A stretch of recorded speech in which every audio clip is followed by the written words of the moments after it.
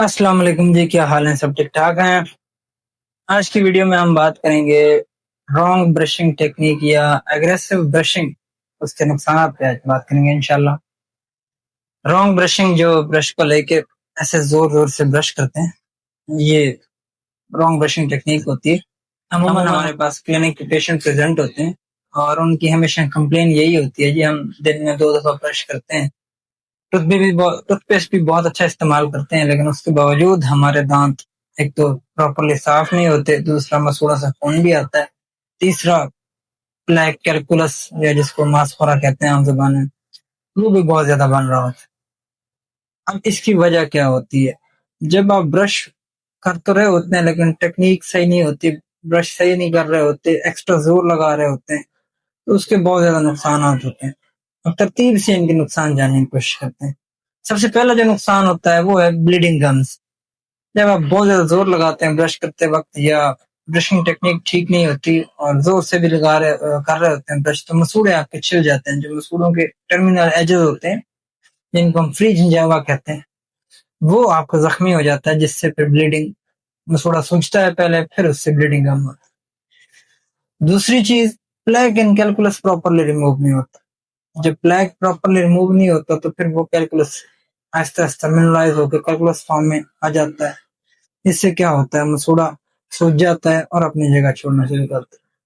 तीसरा जो सबसे बड़ा नुकसान पिछली वीडियो में हमने डिस्कस किया था, गम रिसेशन, मसूड़े का छोड़ जाना दांत।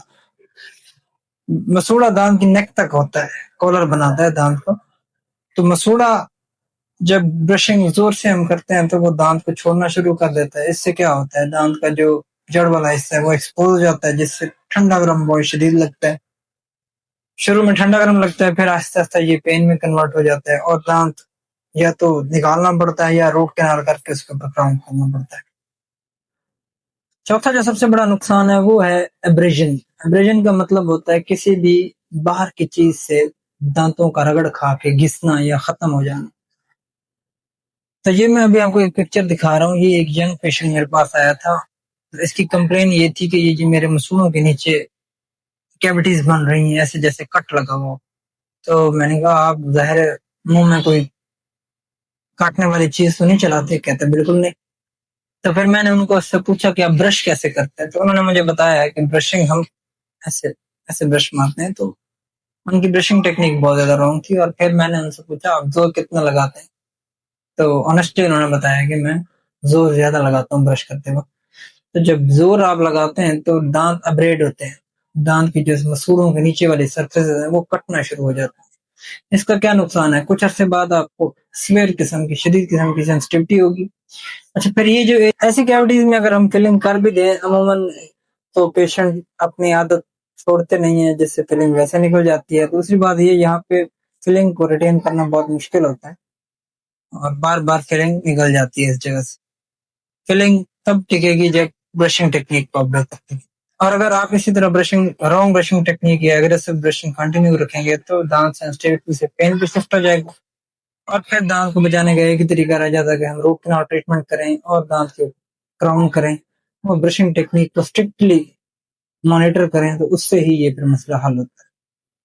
चौथा, पांचवा नुकसान जो होता है वो होता है मुंह के अंदर जख्म में छाले बन जाना। एग्रेसिव ब्रशिंग टेक्निक जब आप जोर लगा के ब्रश करते हैं तो ब्रश कभी चीक पे लग रहा होता है, कभी अटैच जिंजावा या ऊपर सर्कस में लग रहा होता है, जिससे क्या होता है मुंह के अंदर जो है छाले से बन जाते हैं, जबान पे भी छाले बन जाते हैं, जबान के नीचे भी छाले बन जाते हैं।